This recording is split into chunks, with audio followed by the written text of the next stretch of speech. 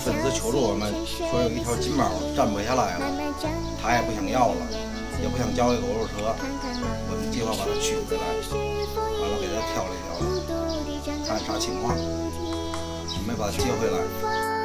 现在我们出发了啊，程还有点远呢，所以现在马上上高速了啊。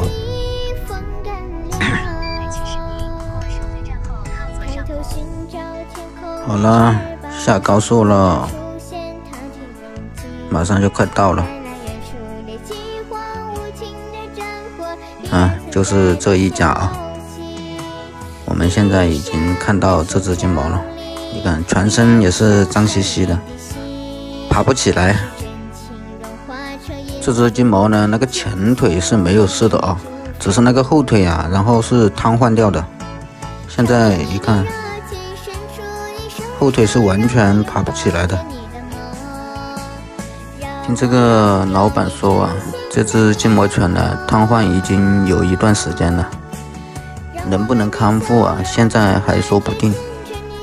总之觉得呢应该很难吧，因为瘫痪掉的话，如果要给它康复的话，将会是很大一笔费用的，来给它做康复，估计有点麻烦了。行吧，我们准备把它带走了。好了，来走了，准备回家了啊！你看这后腿，我们呢也是开了30多公里路啊，然后专门过来救这只金毛犬，所以给它拿了一个毯子过来，这样的话它坐着也舒服。好了，现在已经到家了啊，准备下车。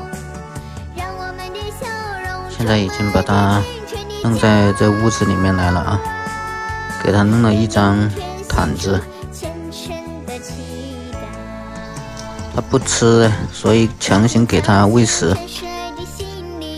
给它弄了那个狗粮在这里啊，它都不吃的。